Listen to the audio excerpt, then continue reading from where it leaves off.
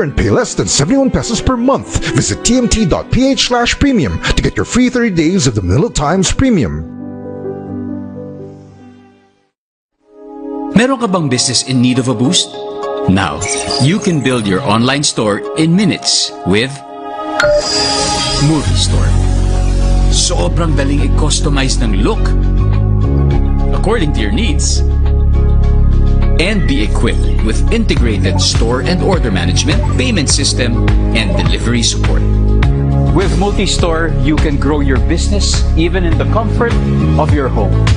So sign up now and get the platform, reach, and performance boost your business needs. Only at Multi-Store. Start for free.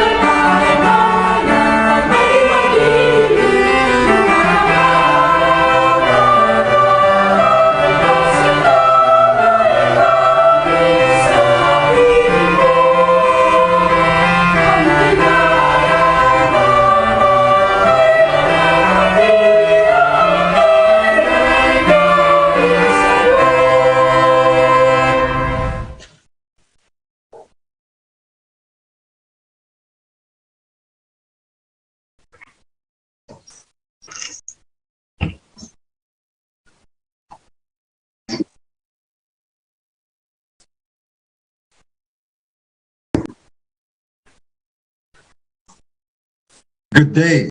Thank you for joining us on the Manila Times Online Business Forum, where we find means and ways to turn the oftenly negative term heavy traffic into positive growth for trade and industry. My name is Defort Villaseran, the Manila Times or TMT editor. I am also your co-moderator for today. Co-moderating with me is Conrad Carino, the Manila Times or TMT business editor. Good day, Conrad. How's traffic in your part of town? Unfortunately, we live near SM Fairview, and you know that's a very big mall.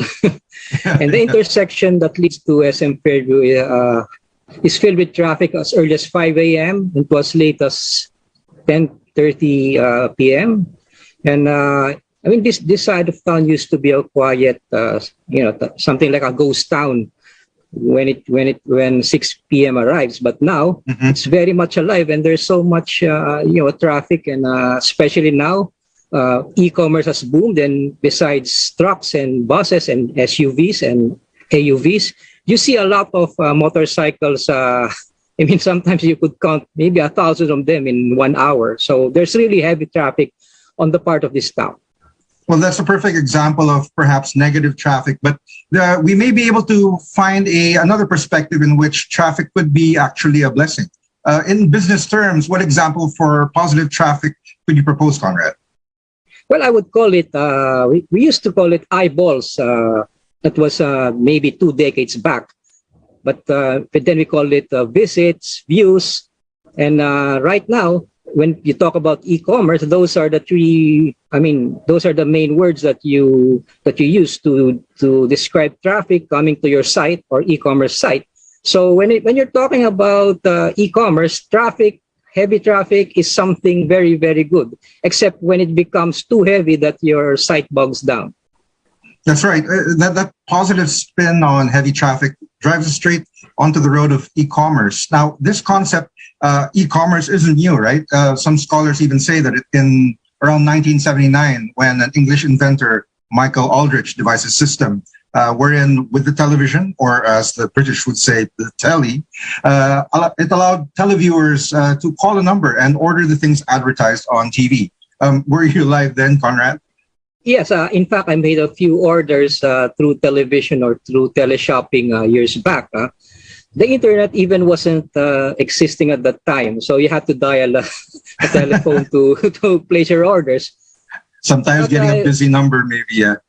Yeah, always busy. But Jeff Bezos really started the trend. I mean, he was not really started, but really popularized the trend. He started selling books online by Amazon in 1995. And made good money off it, eh? Yeah, he's now the world's third richest man with a net worth of 147.7 billion in 2022. And if you're familiar with vintage e-store Etsy, that started around 2005, and PayPal pioneered payment processing services way back in 1998. So e-commerce was not a thing of, it's not entirely new, and it's not even something that became popular during the COVID pandemic. It's something that existed years back. You mentioned that there's the pandemic phenomenon where the share in e-commerce in global retail has grown, actually. And if we look at from 2019 to 2020 alone, where the pandemic exploded, there was like a growth from 14% to 17%, I understand, based on the UN Conference on Trade and Development report. Would you say that this upswing was solely because of businesses and consumers having no choice but to be locked down, to be at home and do all their transactions online? Well, I would say yes. Let me tell you a story. My daughter even sold plants online for 6 months, and she made quite good. So that also opened a lot of opportunities for entrepreneurs to explore the online sphere. And the report is only until up to 2020, and I expect 2021 to be even higher because the pandemic only caused a shift towards e-commerce, and I think that's gonna go up because a lot of people really capitalized on e-commerce. I mean, most entrepreneurs prefer to set up shop online than putting up a physical store. So what kind of profit or positive e-commerce traffic are we talking about, Conrad? Well, according to data from the DTI, e-commerce contributed ay 3.4% or 12 billion. That's dollars. That's roughly 599 billion pesos to our country's GDP in 2020. The 2021 figures are not in yet. So reportedly, the Philippines' current goal is to increase e-commerce revenue to $17 billion or 850 billion pesos. So that's around 850 billion. Yeah, pesos. That's 4.3% of GDP by 2021. And 24 billion or 1.2 trillion pesos or 5.5% of GDP this year. So the DTI also intends to increase the number of e-commerce businesses from 500,000 in 2020 to 1 million by this year.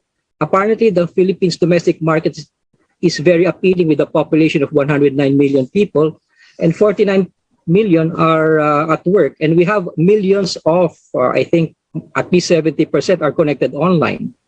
I wonder if this trajectory of all these figures, these categories, have continued in terms of 2021 and up to the present. And then there's even the phenomenon of cryptocurrency, where we have the projection and the consequent, as I'm sure you're aware, the current state of the market. But at the same time, people remain optimistic about it as the future of, or as part of the future of financial literacy and in terms of investments. Now, as an e-commerce investment, is it hot or not? What's your take on it, Conrad? Well, I would say that I'm interested in cryptocurrency, but I'd like to have a better explanation of it. And maybe cryptocurrency becoming more mainstream, like say like forex trading. I have yet to see that happen. And if cryptocurrency becomes as popular as forex trading, then we will see a lot more people going into it. Well, maybe to help us check our figures and for knowledge, then it's good we have major movers from the Department of Trade and Industry and from the cryptocurrency and fintech industry as our keynote speakers for today. Now, representing DTI is Mary Jean Pacheco, Assistant Secretary for Digital Philippines. Good day, Assistant Secretary Pacheco. Hello. Good morning, Sir Daffert, and then magandang umaga. Magandang umaga po, sir, and Sir Conrad. Thank you for inviting the Department of Trade and Industry. Thank you, Manila Times. It's our pleasure, Times. ho. Mas gusto niyo ba tawagan namin kayong Mary or Jean? Naku, wag ho Mary, Jean na lang po, Jean. Jean, okay. Yes, Jean would be preferred. Jean po, Jean. Thank you, Jean, for blocking off time to give us your insights on how to capitalize on the pandemic surge in e-commerce traffic. My pleasure, and I've been listening to your conversation, and maybe my deck will kind of add a little bit more perspective. Yes, we look forward to it.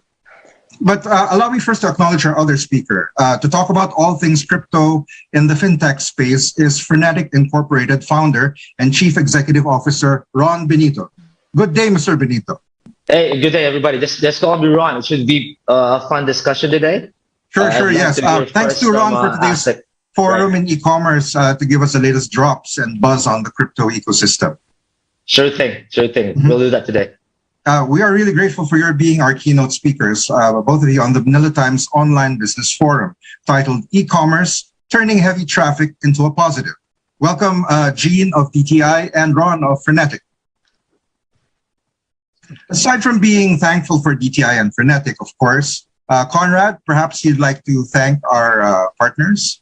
Yeah, we would like to thank our sponsors, Multisys and Multistore, and our organizational partners, namely the British Chamber of Commerce of the Philippines, Cebu Chamber of Commerce and Industry, the French Chamber of Commerce and Industry in the Philippines, the Davao City Chamber of Commerce and Industry, or DCCCII, the Financial Executives Institute of the Philippines, or FINEX, the Italian Chamber of Commerce in the Philippines, or ICCPI, the Management Association of the Philippines, or MAP, the Nordic Chamber of Commerce of the Philippines, the Philippine Center for Islam and Democracy, and She Talks Peace.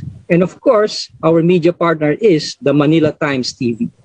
Yes, thank you, partners. Conrad, the Multisys multi-store is actually very interesting. We had launched it ourselves recently, or we helped launch it about maybe just a few months ago. And during that launch, we were able to talk about the various features where it's like the video had shown earlier. It's highly customizable, and then at the same time, you're able to really cater to the large portion of the MSMEs, which of course, as you know, forms a large part of the business sector.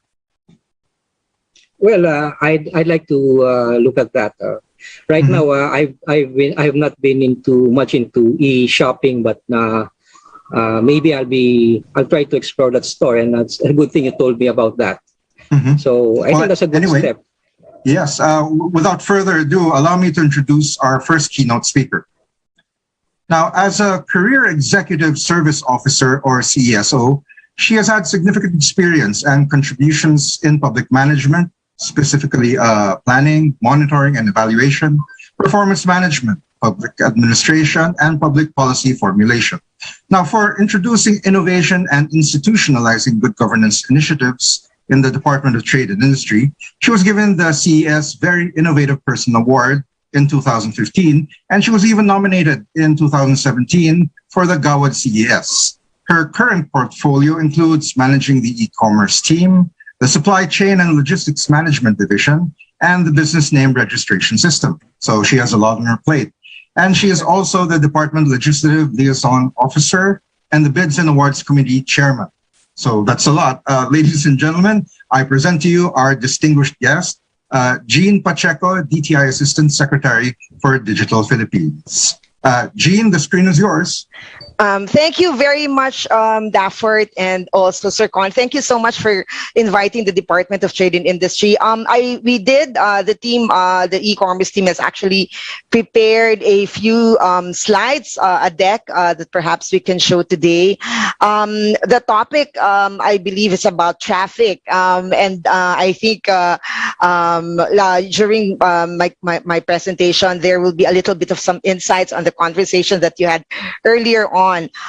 So allow me to begin right away with e-commerce Philippines roadmap, which we started in 2019 and approved in 2021. Go ahead, please. I'd like to start with some very good news. We often cite the Google Temasek study. This is a 2021 study, very recent, that said, and this is an exact slide, which says that the Philippines is the fastest growing market in Southeast Asia. The Philippines is the fastest growing internet economy in Southeast Asia.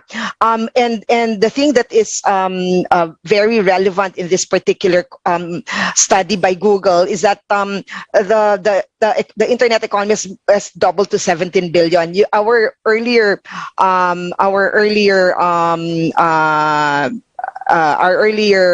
target, this has exceeded our earlier targets. So these are driven largely by government initiatives and mass digital adoption due to the pandemic. So we really would, this confirms basically yung pong ginagawa ng government relative to the promotion of e-commerce in the Philippines. Go ahead, next slide, please. We, as a matter of context, we'd like to compare we compare what e-commerce adoption is from 2019 before the pandemic and today. So basically, if you notice that in 2019, our e-commerce adoption, meaning those who buy and sell online, is below the global average. But in 2021, we are in fact in the top 10 countries whose e-commerce adoption has increased above the global average. So this really points to the fact that all of us, many people that you would know already that either they buy online or they sell online, because especially during the pandemic where we really had no choice during the lockdown. So the pandemic literally accelerated the adoption of e-commerce. Next slide, please. So this is the slide I lagi ko po itong ginagamit because it provides a little bit of context. And I always like to show this slide because not many people know that, of course, ang population po natin ay 111 million. Pero mas marami po tayong mobile connection kesa sa population. And as you know, baka many of those who are listening here today, you have two phones or meron na kayong iPad, meron pa kayong iPhone. So lahat po ito, mas marami po talaga ang mobile connection sa populasyon. Pag ganyan po, it also makes sense therefore that we have 76 million internet users, and this is ito po yung one of my favorite statistic that not many people know, na ang Pilipinas po rank number 1. Number 1 po tayo sa social media at saka sa average daily time use ng mga nag-i-internet. So, we spend 10 hours in the internet average time, and then ang social media naman po ay 4 hours. Nandyan po ang Pilipinas, ang mga Pilipino on top of the rank. And what does that mean for e-commerce? Of course, if you are spending more time in the internet, then likely, no, kayo po yung audience, kayo po yung market ng mag-e-commerce. So that's what we're saying, that we believe that e-commerce is here to stay and it will grow exponentially. When we talk of e-commerce, we also have to note that e-commerce and digital payments, no, that's also one thing that we are very strongly advocating for. So we have more, because of the Bangko Sentral efforts, and we are supportive of the Bangko Sentral, so we have more bank. And also a little bit of some good news again, that maybe not many people know this, but internet speed has likewise improved. Makikita po ninyo to sa screen, and syempre wala hong e-commerce kung walang internet, diba? So that's really the importance. So I hope that this sort of provides a landscape of what e-commerce in the Philippines is about. Next slide, please. Now, earlier on, there was talk about traffic. Positive traffic, sabi po yata ni Sir Daff, yon. Alam nyo, meron po kaming sinusubaybay ng mga traffic. Ito po yung mga traffic sa platforms. Based po ito sa Statista, no? We are citing statistics from Statista that says in the Philippines, there are 5 leading e-commerce websites. At makikita po ninyo yung traffic dito sa mga websites na to, no? Monthly po, 76, Shopee, Lazada, Zalora, eBay, Beauty Manila. So those are the according to Statista, are the top. And what are Filipinos buying? Clothes and accessories. Yan po ang mga binibili ng mga Pilipino. Beauty products, 47%.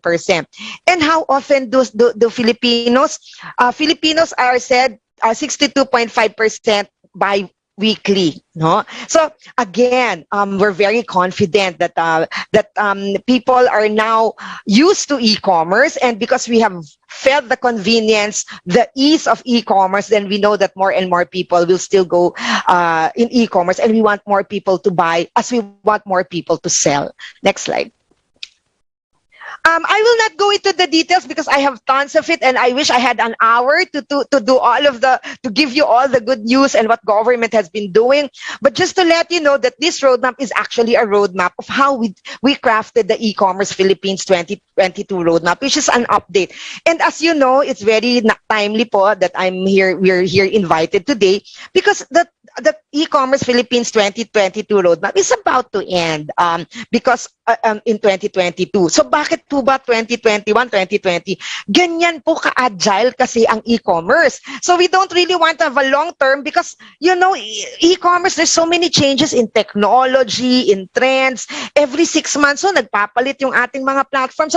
So yan po ang kailangan mabilis. And government, this is an attempt of government to really come up with strategies that are quick and that can be solved so that we are also in touch with the industry. So meron pong roadmap, and that is my topic for today, to tell you about what is going on relative to the promotion of e-commerce in the Philippines. Next slide, please.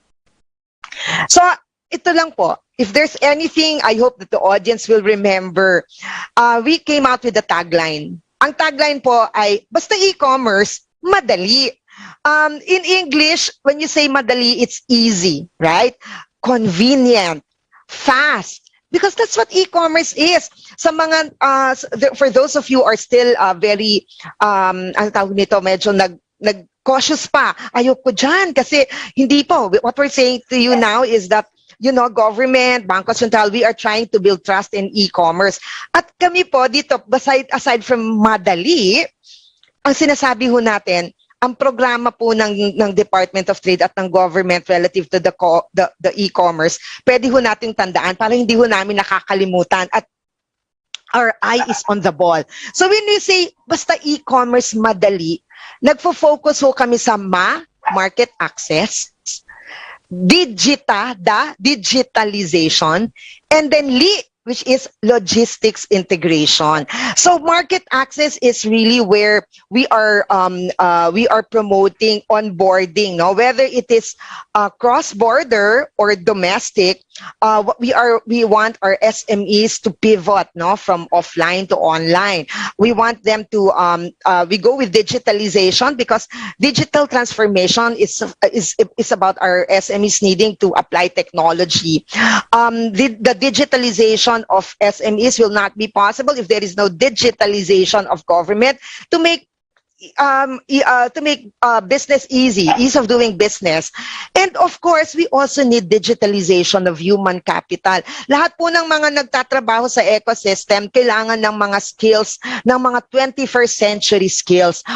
So ito po, that's also one, we are very mindful of this need for upskilling and reskilling, and this is part of the roadmap.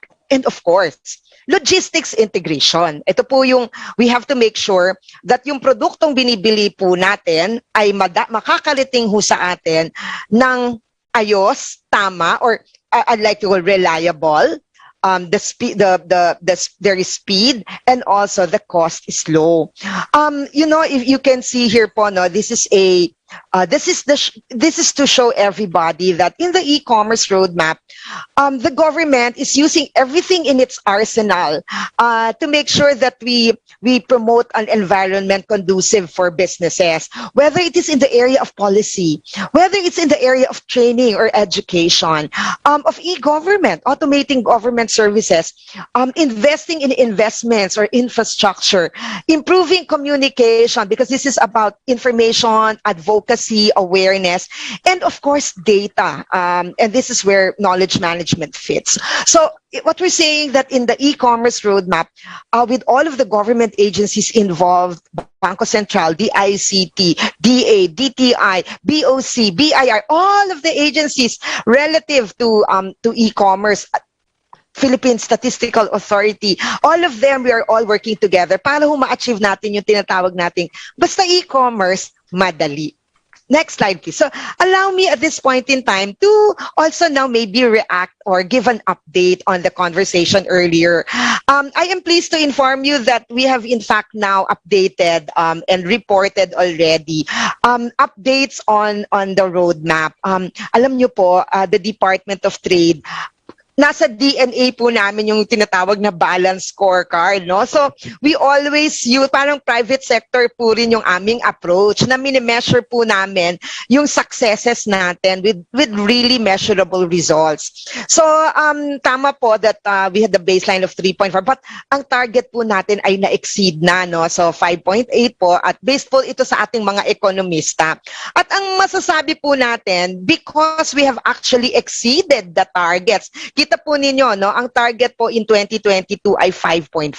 Pero nung kinumpute po ng ating mga ekonomista ito sa DTI, 5.8 na po. So what we have done is to adjust. Diba? Kasi po, in our e-commerce roadmap, meron po kaming tinatawag na maximum growth scenario. Dumating po na tayo doon. So we are really using for 2022 a maximum growth scenario that we have in fact earlier on already included in the roadmap. But you know, more than that, just so I have more time in the other slides that I will explain to you. Alam nyo po, yung na-cite po kanina, yung number of e-commerce enterprises. When we started in 2020, ang bilang po namin estimated is 500,000. Ito po yung mga merchants na nagtitinda online, no? Lalo na po sa mga platforms. And so we targeted from 500,000, we targeted to 750. Based on our estimates and in accordance with pagtatanong po namin with the platforms, umabot po tayo ngayon ng 2 million. There are estimated 2 million merchants online. So, yan po ay yung mga nakarehistro na po. So, meron pa po tayong marami pa po yung mga social sellers pa po na hindi pa po kasama dyan. But these are the ones that are registered with the platforms. So there, I'd like now, of course, ito po yung sinasabi ko kanina na as reported, yun pong, yung target po natin ay 11 billion in 2021. This is a Google Temasek, based on the Google Temasek po ito kasi dati po, ang 2020 po, 9 billion eh. Tapos nag-target po tayo 11 billion for 2020. Alam nyo po, sabi ng Google, for 2021, 17 billion na.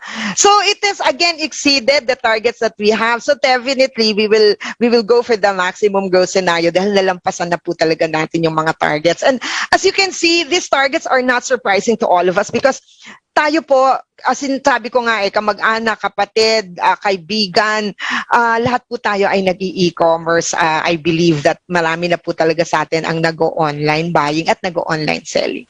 Next slide, please. So now, I hope that I will have a little bit of some time. You know, we have 22 strategies in the e-commerce roadmap. And I will try to summarize them all and making it a little bit para po makita lang ng ating mga nakikinig ngayon at nanonood po dito sa Zoom about what the government is doing. So let me brief because this is 22, but I'll try to make it interesting for everyone. Sige, let's proceed. Okay, ang number 1 po ay speed. Yan po, tsaka access to broadband. Yan po. So, I'd like to inform everyone, as I mentioned earlier. So, DICT po ito. As I said, the DTI was, the roadmap was basically driven by the Department of Trade. But this is not a roadmap that is for DTI alone. We are building on other roadmaps. So, in this case, we are fully supportive of the National Broadband Plan of the Department of the DICT. Next slide, please. Sige lang, ano mo na. So, ito ngayon. One of the things that we in DTI are pushing for is ito pong tinatawag na increased secure internet servers. Bakit ho? Kasi gusto ho ng ating mga principals na kailangan po talaga, tatanda po dito na kailangan you build trust. Yan po sinasabi sa amin ng aming si Secretary Ramon Lopez nang siya po ay nag-utos sa amin noon. Nasabi po niya na ang kailangan ay to build trust in e-commerce. And paano ho ba tayo magbi-build trust? So kailangan ho, alam ho natin na for every site, no, yung every site po natin na puntahan, ang every website po nating puntahan, ay talagang dapat ay safe and secure. So kita nyo, mababa po ang ranking ng Pilipinas, no, dito po sa secure internet servers. Compared nyo po sa Denmark, sa mga over 100,000, tayo 3 digits lang ho. So what are we going to do about it? Ito po yung mga digital transformation initiatives na kailangan na po nating gawin at ma-improve po natin ito para dapat ho, ito yung sasabihin ko sa mga nanonood, you transact business, yung may padlock. Yan lang ha, yung pinaka-tip. Kailangan ho yung website ninyo, tingnan nyo kung may padlock. Kasi pag may padlock, usually po, yun po, secure po yun. Tapos titingnan ho nyo, the website is secure. Next slide. So, we want an e-commerce logistics infrastructure and an investment convergence program.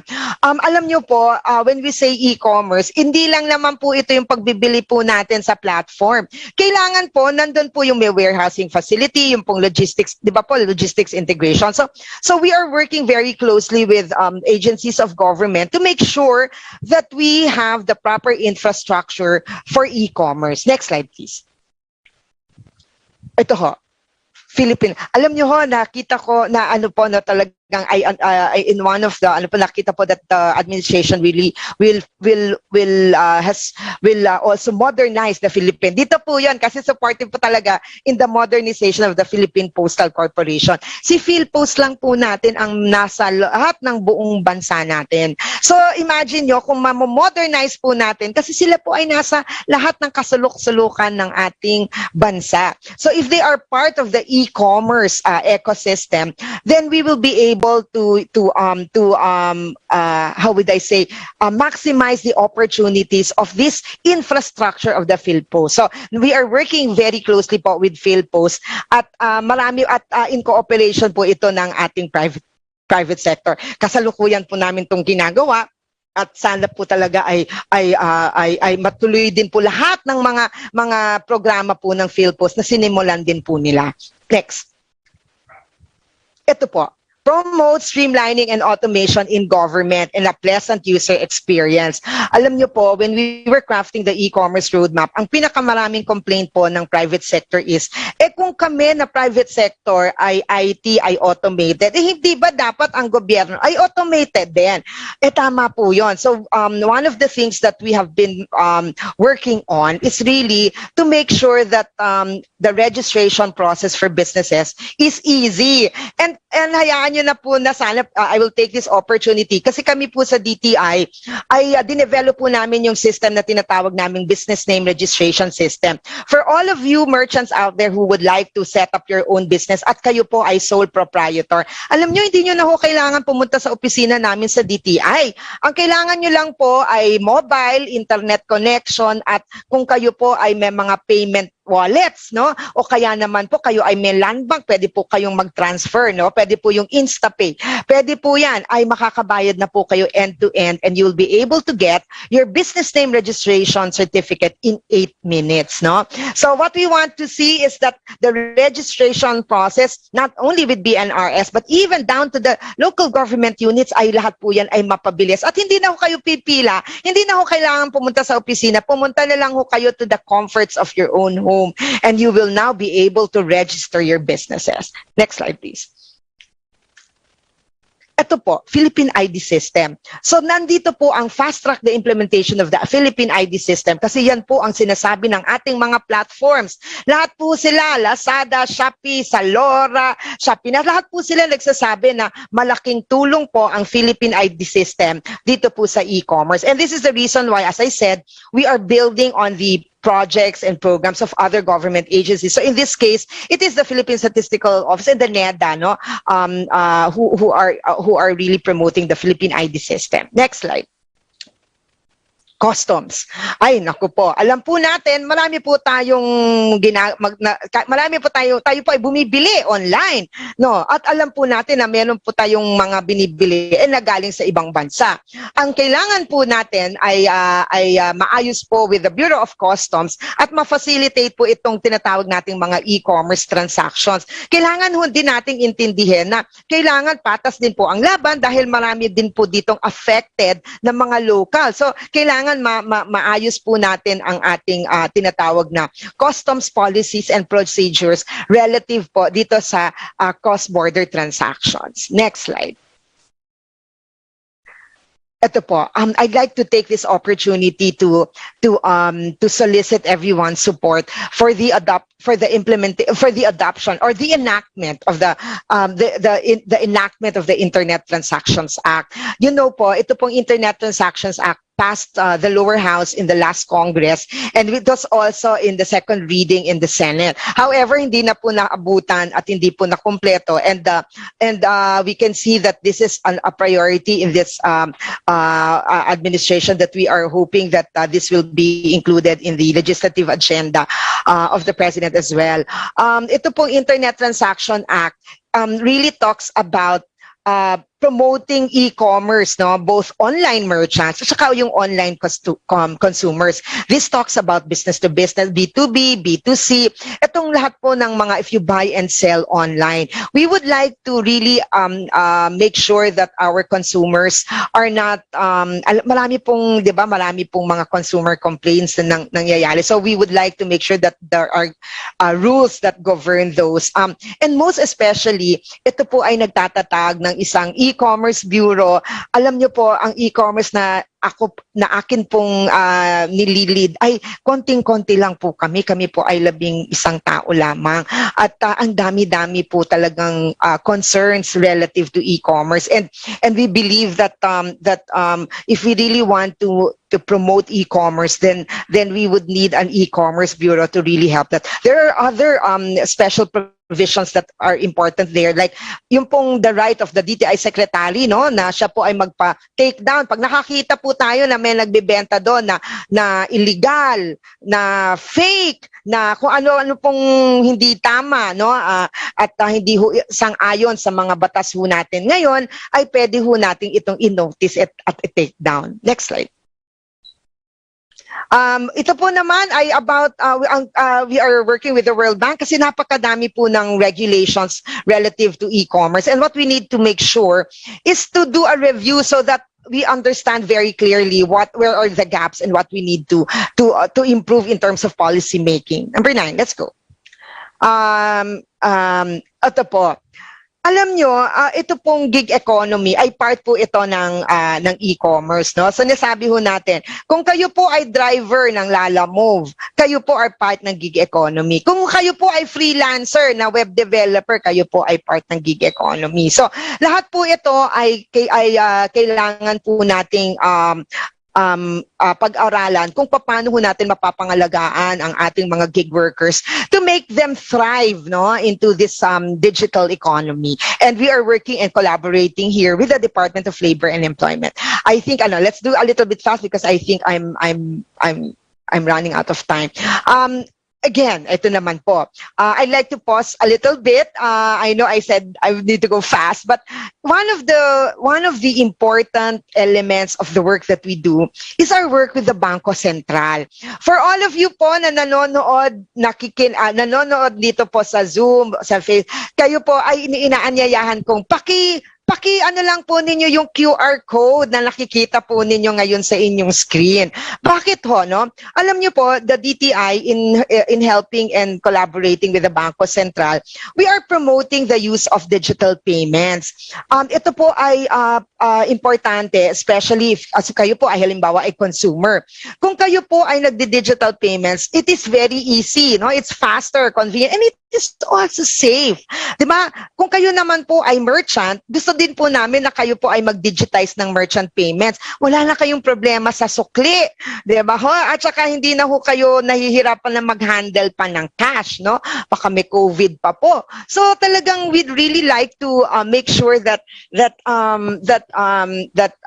we want to promote digital payments. Ang importante ho talaga ay magkaroon tayo ng mga mobile wallets, bank account, marunong po tayo ng yung QRPH, and we with that the best way that we can help the Bangko Sentral, because Bangko Sentral is the policy making, but the best way that the department can help the Bangko Sentral is really for information, dissemination, and advocacy. So sana po na kayo po ay at manood ho kayo kasi nag-create po kami ng tinatawag naming P-drama. Sounds like K-drama. Pero P-drama po siya, 4-part miniseries. 15 minutes lang po ang para ho habang kayo po ay nagmimerienda, pwede po kayong manood niyan. At ipakita po natin sa ating mga kasamahan, kaibigan na hindi pa ho sila nagdi-digital payments. Okay? The DTI is promoting also digital payments in government. Kaya isa ho kami sa nanguna na pwede na po kayong mag-transact ng inyong businesses with DTI. Basta lang po kayo ay mga may mobile wallet at kayo po ay, kunyari kayo may GCash, may Maya, meron po kayong bank transfer. Okay? We'll move very quickly na lang kasi we are still just on 12, but I'll move very quickly. So, dito po sa trade, si BIR naman po ang kausap namin dito dahil according to trade, dapat po ay may e-invoicing. So, para hindi na ho tayo kailangan pumunta sa BIR at kumuha ng resibo, e-invoicing po. We are working with that. Number 13, go ahead. Number 13 is about online dispute resolution. Ganyan din po, no? Online na po pag tayo ay may complaint, tayo ay pwedeng mag-complain sa DTI at online na rin po ang atin pong system. Next. Ito po. ito pong SME Digitalization Program ay isa pong priority ng aming secretary, si Secretary Pascual. At si Secretary Pascual po, when he came on board the DTI, one of the first things that he said as a priority is we have to make sure that we really have an effort to digitalize SMEs. Kung kaya't ito po, abangan po ninyo ito dahil ito pong SME Digitalization Program na gagawin po namin with Secretary Pascual ay talagang magiging priority. Kasi we want the digital transformation of SMEs. Next slide.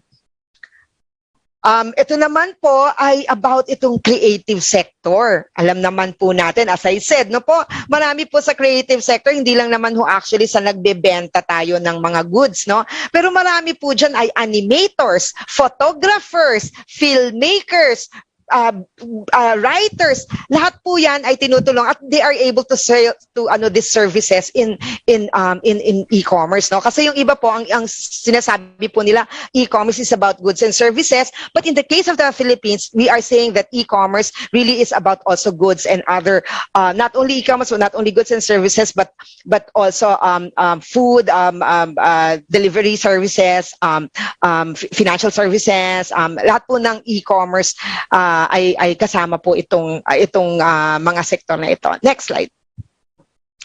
Ito naman po, 16 is about B2B. Every time that you hear e-commerce is about business to consumer. But the Department of Trade and Industry is also making sure that yung B2B po natin, yung mga raw material supplier, nagbebenta sila sa manufacturer, dapat po yun ay tinatawag natin mga B2B, dapat cashless na rin po sila. Next slide. Alam nyo po, B2B, tayo ho ngayon, in the Philippines, we are always very concerned about when we buy from the platforms, but there is also one aspect that we are also working on, which is cross-border e-commerce, Because there is a lot of market out there, and there are many programs that we are doing, one of which is we've into our convention with the UN is on electronic transactions. So these are all policy tools that will enable us really to participate and take advantage of the digital economy. Next. Ito naman po ay skill, pati po skill, Ito po ang sinasabi namin. This is one of our favorite projects because we have what we call a PET project. What is PET? Pivot, Embrace Technology. Ang nakalagay po sa roadmap ay very simple. We should develop a cadre of digital skilled workers to support the growing e-commerce sector. Bakit ho yan naging nasa agenda? Sabi ho ng mga e-commerce, nasa ecosystem. Pag sinabi nating e-commerce ecosystem po, ito po yung merchants, ito po yung platforms, ito po yung logistics provider, ito po yung digital gateway, ito po yung telcos, ito po yung enablers. Napakarami po sa e-commerce ecosystem na nagsasabi talaga na what we would need are really qualified workers para ho to ensure a not mismatch. So that's what we're doing now. Alam nyo ho, we ventured, the DTI ventured in this kind of a project. And when we ask for inquiries, alam nyo ho, over 11,000 po talaga ang nag-submit sa amin. But, budgetary constraints. But we are working with TESDA kasi po para si TESDA po ang magpatuloy sana nitong ganitong klaseng programa. Next. 19, go ahead. So, as I said, we have a communication plan. Pag naririnig nyo kami, the message is very simple. Basta e-commerce, madali. We want you to trust e-commerce, that it is safe, secure, easy. And we are making that call for all online merchants, for all online consumers. For those who are medyo natatakot pa mag-e-commerce, ito po ay talagang sinasabi namin na ang government po ay talagang sinusuportahan ang e-commerce. At wag po kayong matakot. Basta kailangan lang po talaga nating intindihan na meron po talaga tayong mga support mechanisms.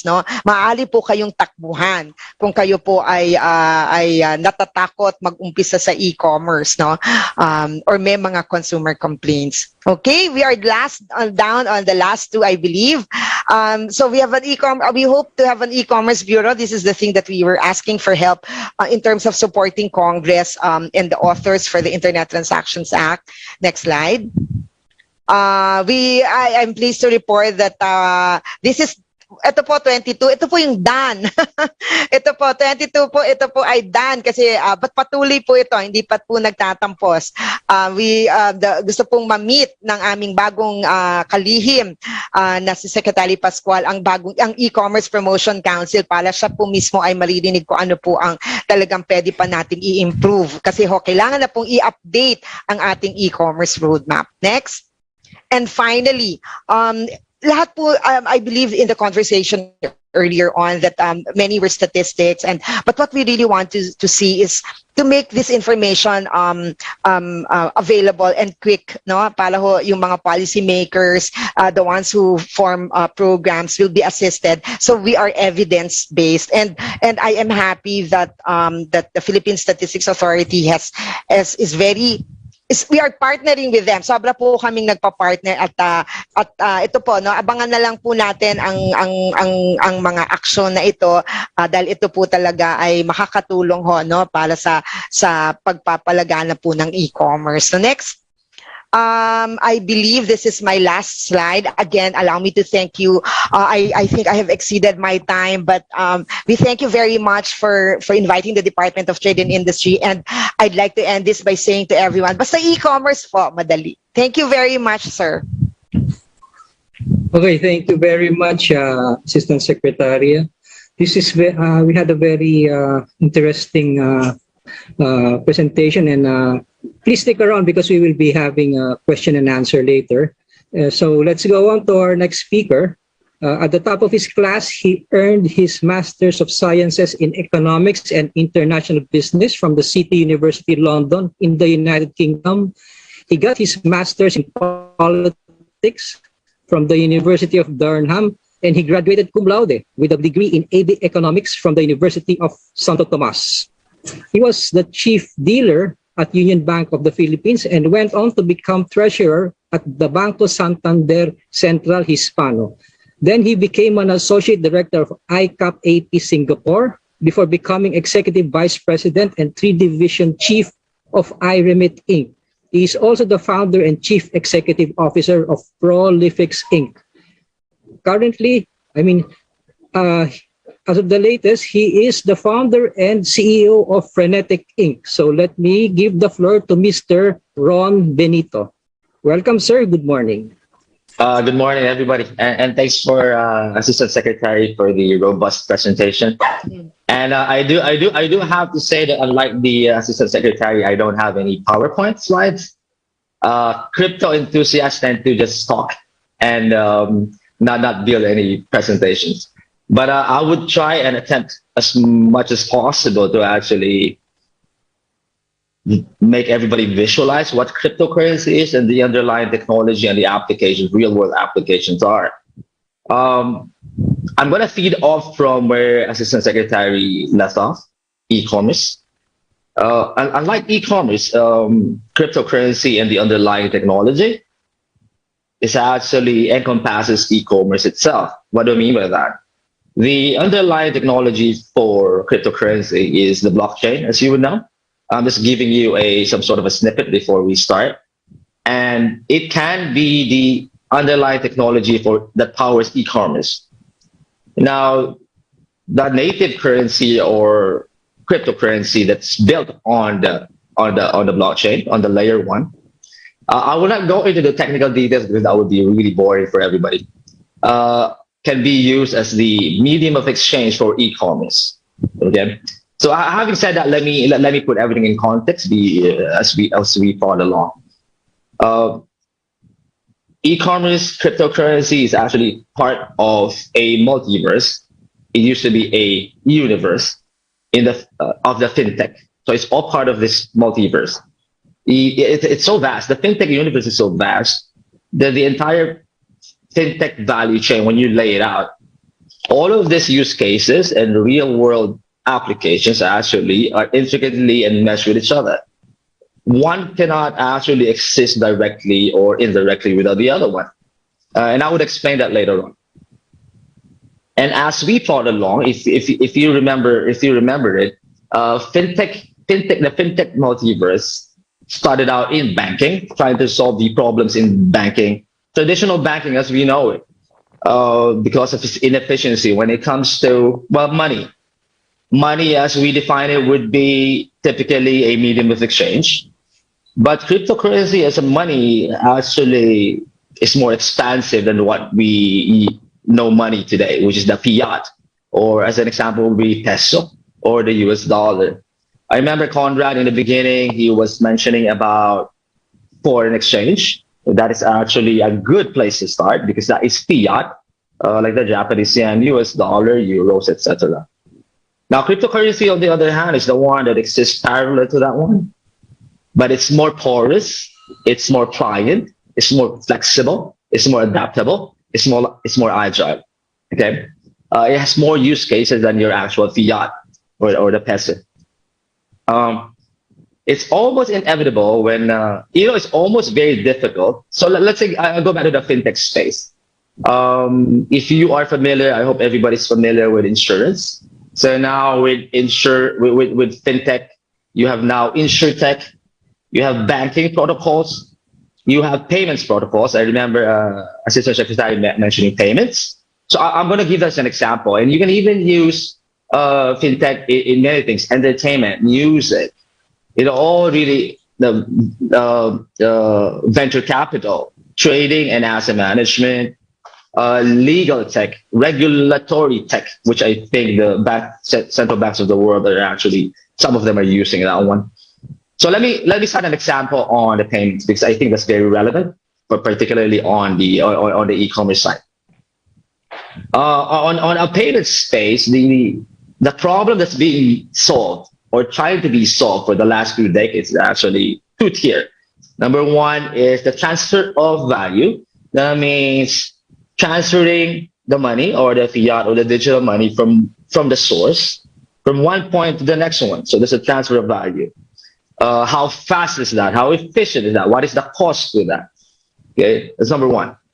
And the number two challenge that it's trying to solve, fintech is trying to solve, is the transformation of values. That means from a particular currency, when it gets converted, and this is very relevant to the Philippines because 10% of our GDP comes from remittances, $30 billion annually. Okay, it powers the economy literally, and that same remittances actually power the activity here in the Philippines when it comes to payments and commerce, which includes e-commerce as well. So that transformation of value is what we call conversion, or typically foreign exchange conversion. And prior to fintech, the development of fintech, normally the banks or the traditional banking sector would actually charge on the conversion or the transformation roughly between 6% to 12%. It's really too high.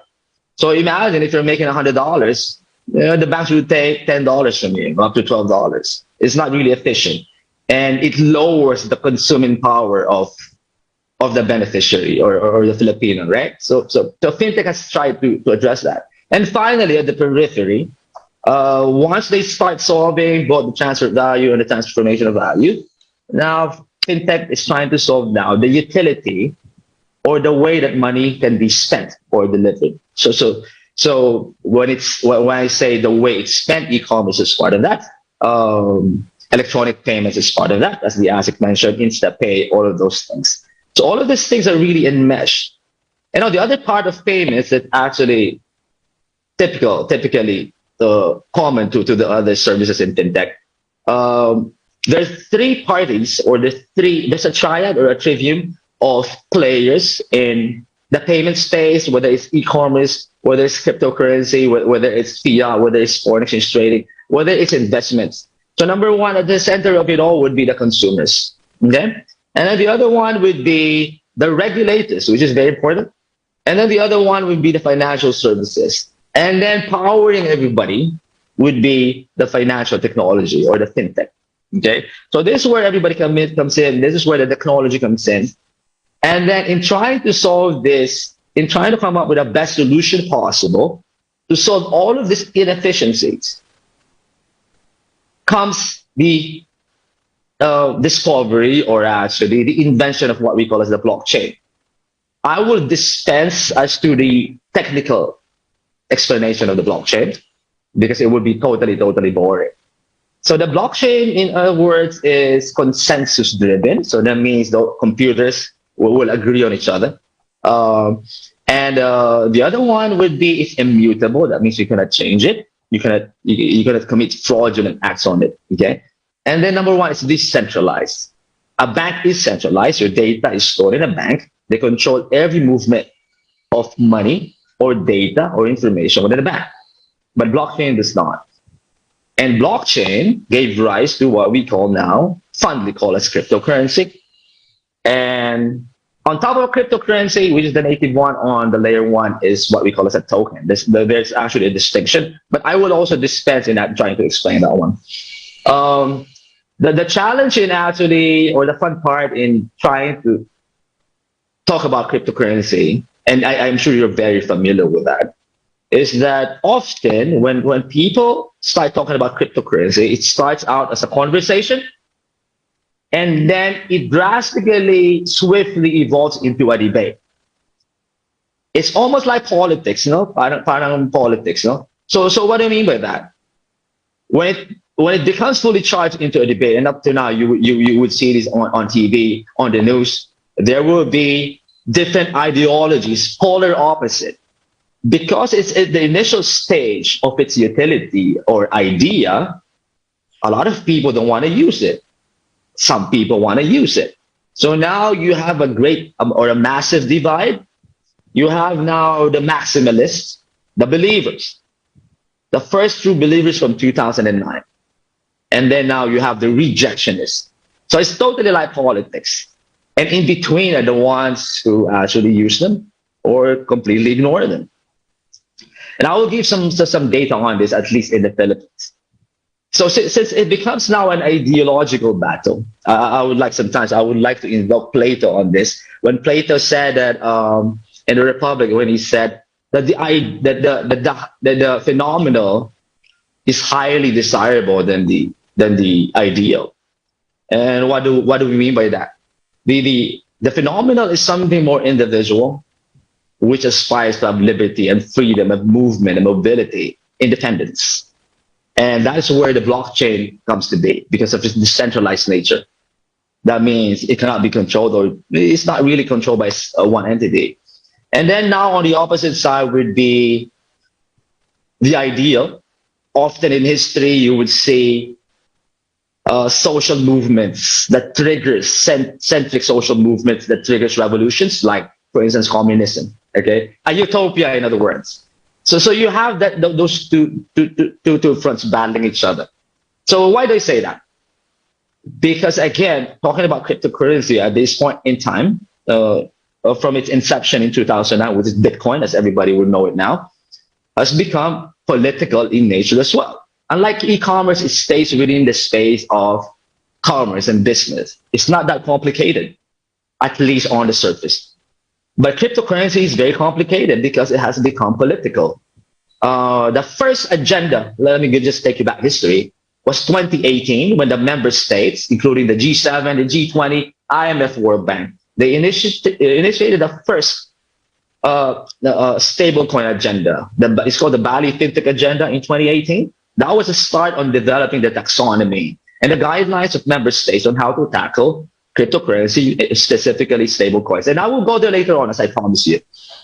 And the most recent one, this is highly charged even in the Philippines, in the US, November 2021, the President's Working Group under Joe Biden tasked the US Treasury and the Fed, OCC, etc., to actually come up with the first attempt of the United States, because everybody looks up to the US as a market initiator or regulatory initiator.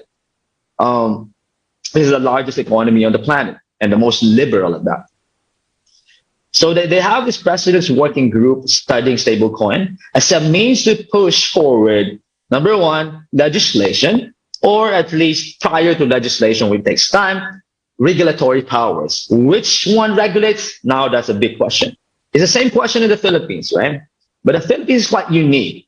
The Philippines is very unique in the crypto space because it's one of the few countries on earth that actually has a very clear regulation on cryptocurrency. The first attempt was initiated and issued by the Banco Central.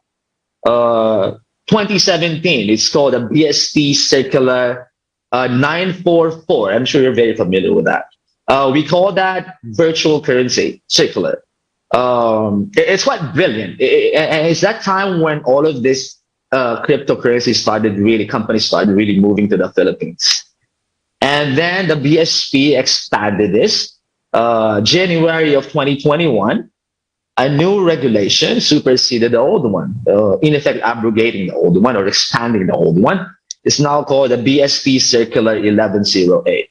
Okay, this is a more expanded regulation. It has two tiers to it. One is, without going into too much detail, safekeeping features and a non-safekeeping feature. I'm going to leave it at that. Now, having said that, let me go back now to the maximalist and the rejectionist, because I would like to approach the discussion on cryptocurrency quite different. I want to touch on certain social elements to it instead of just business, because they're going to be encompassed by business. It's impossible. Is there a movement? Is there going to be a revolution? Often you would hear on TV, on social media, the maximalists would say, the mantra would be, there is a social movement for cryptocurrency. There is a revolution going on. There is now a way, transformative way to actually achieve total economic and monetary freedom. In other words, freedom of money. Is that possible? I posit that it's not possible. It's impossible to have a total freedom of money. And I will explain that later on, even if it's decentralized nature. If everybody's familiar with your generation, like today, you're very familiar with the millennials. So I can imagine the fourth would be part of, without trying to offend the fourth, a Gen Xer, right? You're probably a Gen Xer like me. Whether you're the younger part of the Gen Xer or the older part, I would think you're a Gen Xer. I might be wrong.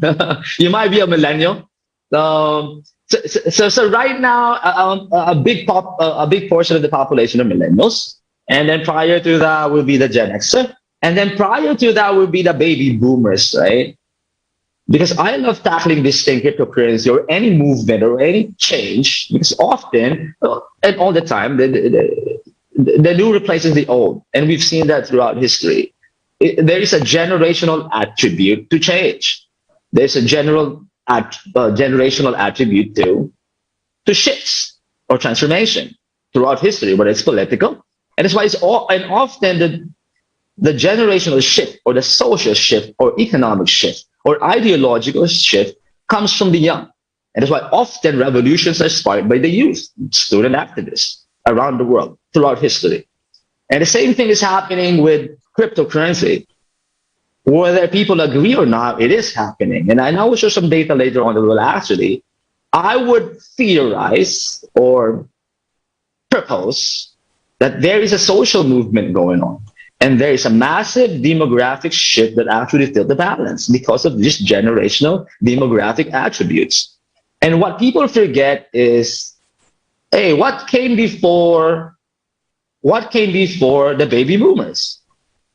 And if I ask, and I know somebody in the street, right? If I meet somebody in the street, I'll pick 10 people, and they would not know what came before the baby boomers, right? And you can Google this. And now this is where the great divide is right now, as it is. On the maximalist side, one of the most prominent figures would be Michael Saylor. He's the CEO of MicroStrategy. MicroStrategy is such a maximalist. They hold the most number of Bitcoins, bar none, on the planet. They have over 124,000 Bitcoins. At one point in time, during the peak of the cryptocurrency market cap, during the boom times, 2021, the valuation of that crypto or that Bitcoin portfolio was almost $5 billion. But in this recent crypto crash, or what we fondly call as the crypto winter, that is now down to about $2.4 billion. Massive paper loss. Paper. Okay, but still believing, still holding, still buying. Now, Michael Saylor is 57 years old, and he is a boomer at the tail end. A boomer. He's one of the younger boomers at the tail end now. Okay? So just put that, at least try and visualize that. And then on the other side are the full spectrum avid rejectionists.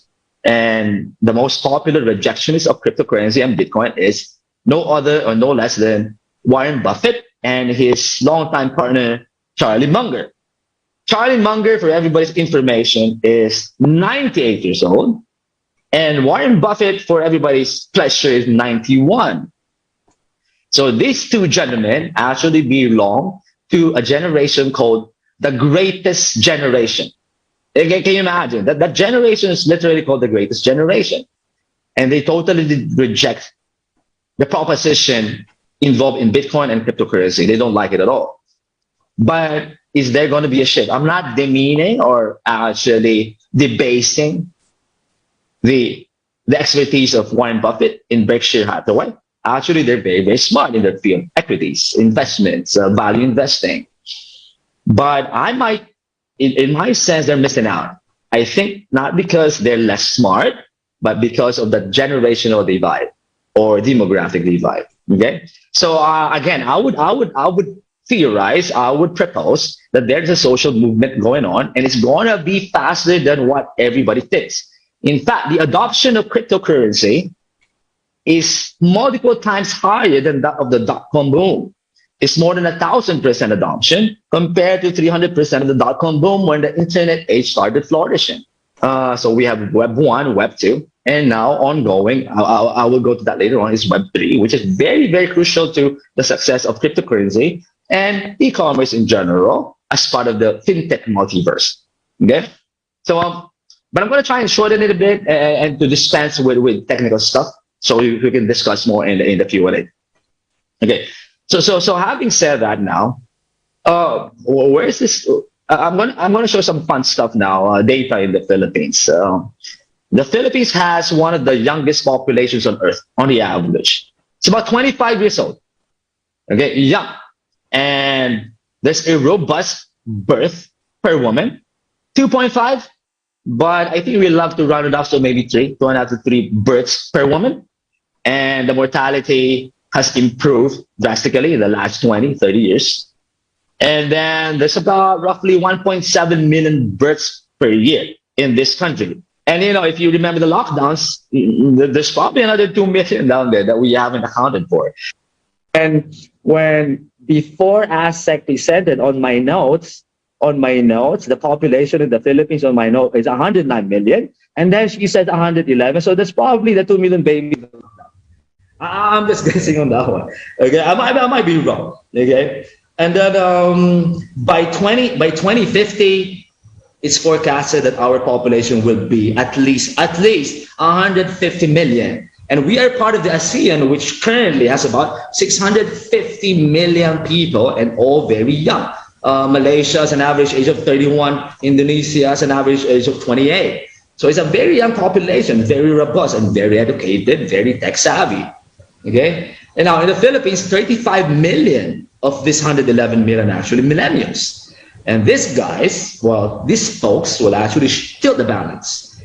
And roughly 4 million Filipinos actually own or have purchased or have traded cryptocurrency. 4 million.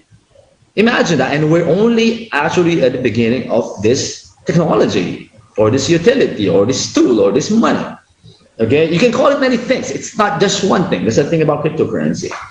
So now the boomers, the baby boomers, are now approaching the tail end of their consuming power and a great wealth transfer. And I'm sure Conrad is very familiar, being on the business section. And the great wealth transfer has actually been going on for the last 5-10 years. You know, so the boomers are now moving their wealth to their kids, the Gen Xers. But trust me, I'm not one of the recipients of that. Now, the Gen X, like me and maybe that point, are now gradually approaching the peak of our wealth accumulation. Okay, we're still far off, but we're gradually approaching that one. So just remember these demographics for all those like listening to that, because it's everything. It's everything really.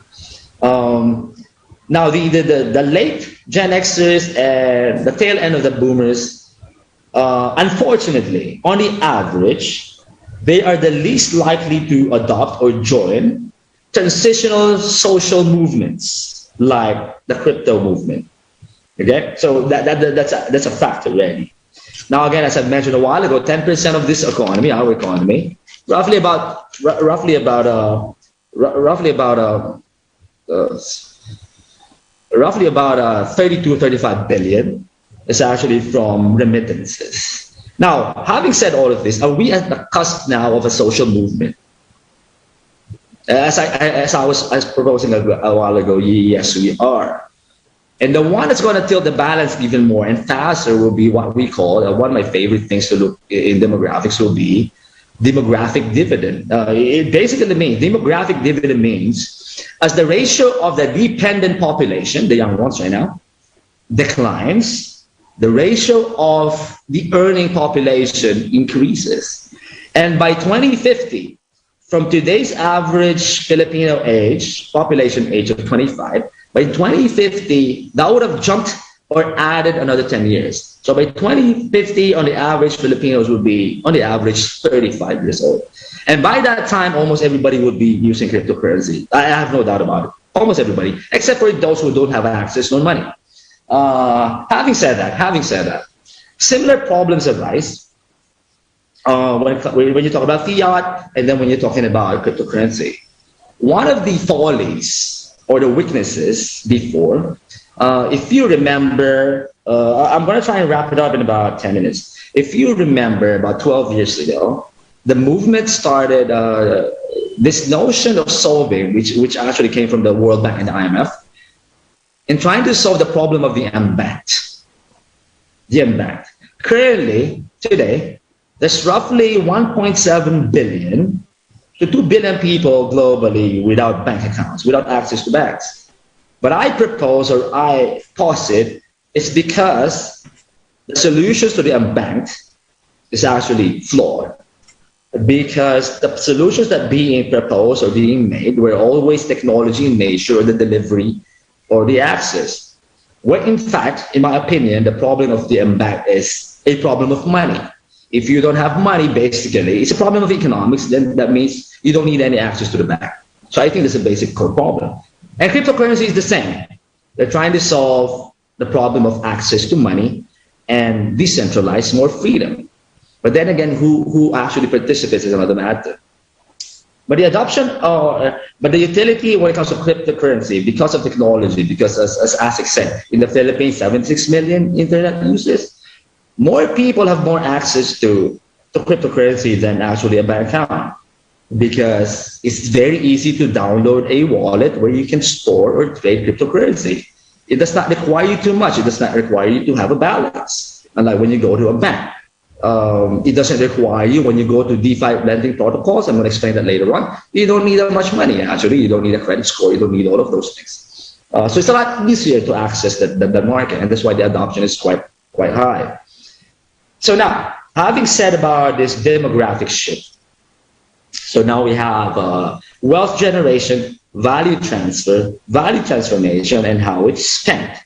And now we can have now a discussion on the store of value. Having said that, let me move on to cryptocurrency itself and what it does. So that's the data.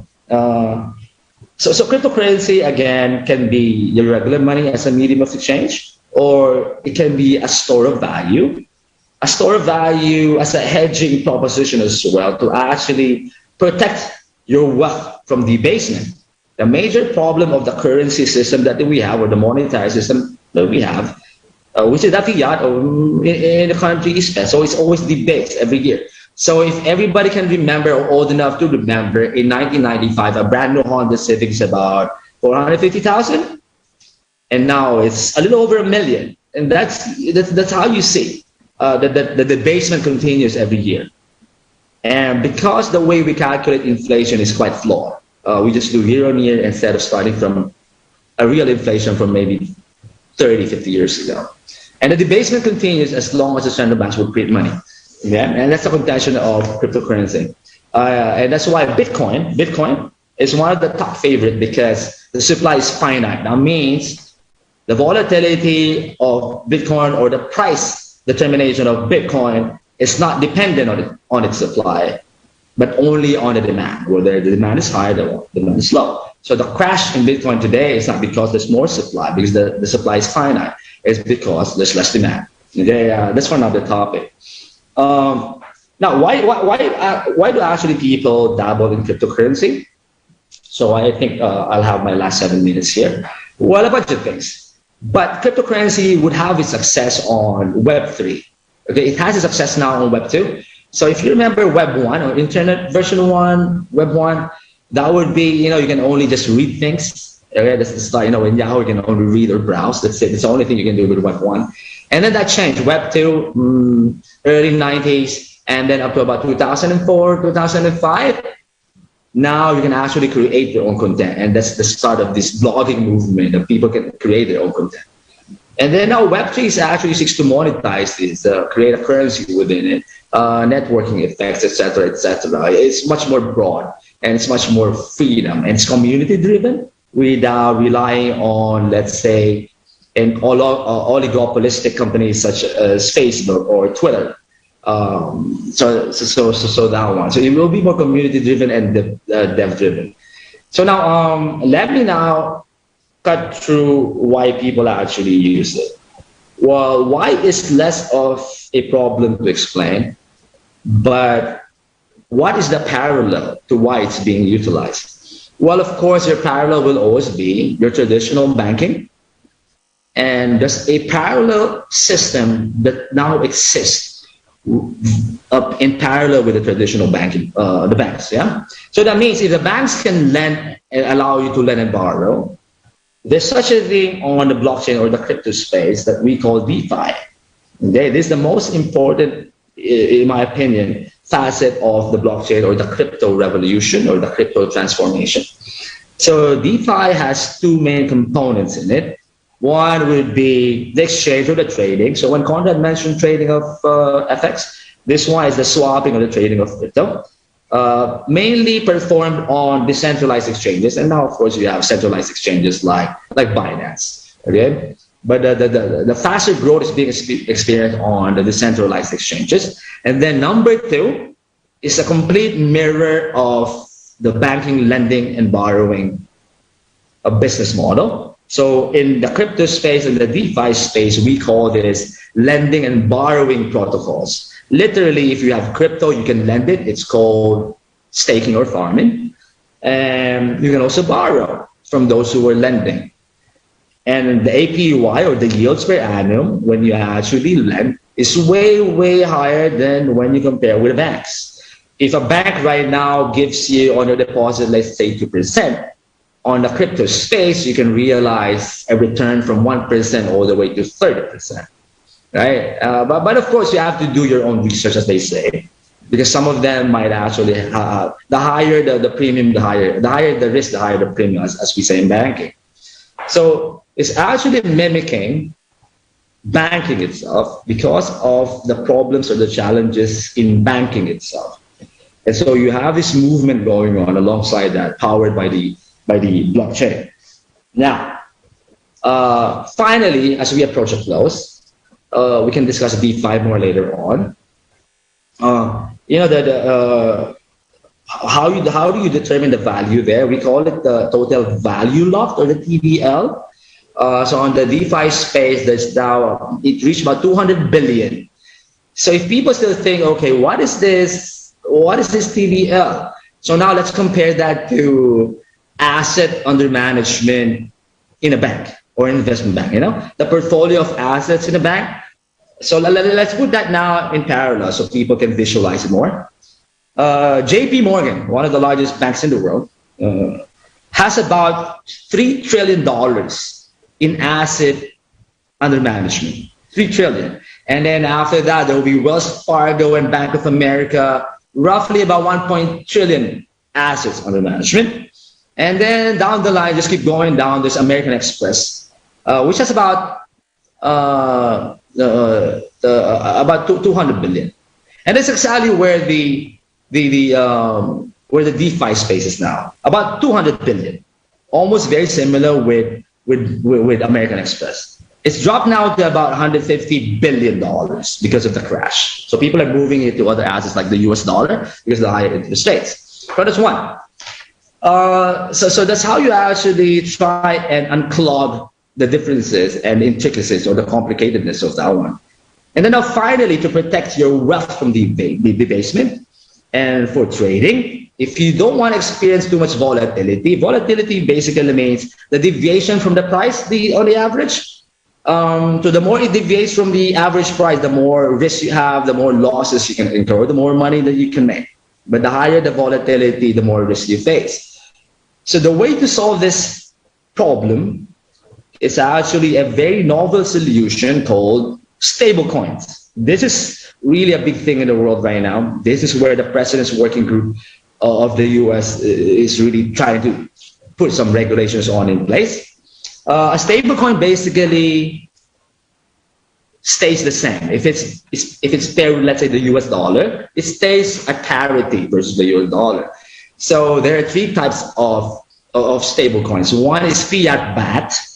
So that means, let's say, the most popular stablecoin now is Tether or USDT. So there's about $85 billion worth of USDT. So that means every USDT in circulation should be backed fully, 100%, by liquid assets, fiat, US dollars, or similar risk-free liquid assets like US treasuries. Okay, so that's one. Number two would be crypto-backed stable currency. A sample of that is the DAI, D-A-Y. That means it's backed by another or a portfolio of cryptocurrencies. And then the last one would be algorithmic stablecoins. So if you're familiar with Luna, the one that deep tagged and crashed and caused an $80 billion wipeout in a couple of days, several days. That's based on an elegant mathematical formula or algorithm. It doesn't have any backing or collateral, in other words. So that's your stablecoin. Now the stablecoin, so to unclog the difference between a regular fiat or asset, think of money supply. I'm sure you're very familiar with money supply, or M1. Okay, so if the United States would have right now, in comparison, about 21 trillion money supply, and China would have 10 trillion, the total circulating stablecoin is now roughly about about $30 billion. So sorry, 150 billion from about 220 billion at its peak. So basically, those are the integral components, and then there are more use cases evolving right now. I'm sure you're familiar with NFTs, Metaverse. Facebook changed its name to Meta. They will monetize that using their own native cryptocurrency there as well. We can discuss that further on. And then you have actually virtual lands where you can actually literally buy virtual land. And as of January, total, just for everybody's fun, information fund, total digital or virtual property sold was roughly about $2 billion. Okay, that's how big it is, and it's only its inception. So I end it there, and hopefully we I've provided something that people would have appreciated on the crypto space. Thank you for that. Thanks for framing a very intricate and complex multiverse of fintech concepts. I like how you phrase the term multiverse, fintech multiverse there, Ron. Thanks for that. And you made it really easily understandable and even engaging in terms of e-commerce opportunities. Now, if you allow me, we already have some questions regarding all the interesting aspects that you brought up, but there's one from our Manila Times reporter covering our event. EJ Gomez is asking, a report said the Philippines ranks 5th worldwide in cryptocurrency ownership. I was wondering if maybe you could verify that. And with 28% of adults in the country saying they hold digital assets. So also, as a follow-up, she was asking, what do you think are some of the best and most reliable online trading platforms that users may follow here in the Philippines? Great question. So I remember 3 questions. So let me go for the first one, and then probably if I forget, I'm going to ask you again that word. So the first one would be 15 million. Did you say the users or We were like fifth in worldwide in cryptocurrency ownership. Yeah, okay. That's actually quite true. But that is on the basis of actually wallet movements. It doesn't mean ownership of wallet movements. In the Philippines, peculiarly, it follows the pattern across the world. 50% of the movements in crypto wallets are actually used for gaming. So if Filipinos are the top gaming population on earth, okay, one of the best ones. And if you're familiar with Axie Infinity, Filipinos are actually right there at the stratosphere. Yeah. So all those wallet movements. So the question is actually correct, but the answer is not straightforward. So, but partially correct. So that's true. And corollary, or in support of that, Filipinos actually rank number 15 in terms of crypto adoption in the world. We're ranked very high. We're even higher than most Western countries. And that is, I think, a factor of age and education. And also, as the secretaries mentioned, internet access. One of the key mobilization factors for cryptocurrency is actually internet access. Without internet, you don't have any access to cryptocurrency. So that's one. So that's where we actually lead. And then, if I remember the second question, is it the reputable? We're about 28% of adults in the country hold digital assets. Cool. Tough. Depending on who you ask. 4 million definitely is not 28%. But I would not be surprised because there are, depending on how you measure it, what's not being measured, the fourth, and to the one who asked the question, are the ones who hold the cryptocurrencies in those decentralized exchanges. The ones easier to actually measure or quantify would be the ones in exchanges like Binance, or locally we have Coins.th or PDOX, without any means of actually promoting the brands, right? So those two things are different. So it's harder to quantify the ones in decentralized exchanges because there is no single entity that actually controls the data on those exchanges. But that's probably true. That's probably true because most people I've met actually, to some degree, has a wallet in one form or another. So I will not be surprised because it's very close to the millennial population of about 35 million. Oddly, is it? So that's probably corrected. Now, on the last question of the reputable. Now, reputable.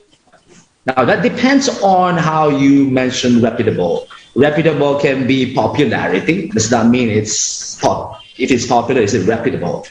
By none, the biggest and the most popular exchange on the planet is actually Binance, based in the Bahamas, but now are setting up offices in lieu of regulation per country.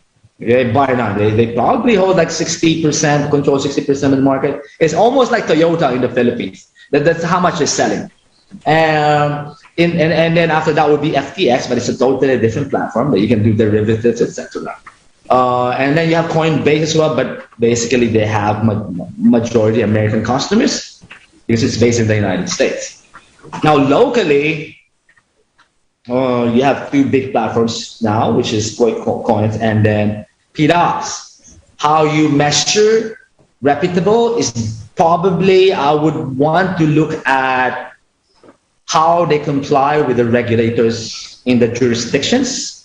So again, as I said, in the Philippines, it's very straightforward. We have a very particular regulation that's actually intricately, directly attached with AML rules and EKYC rules.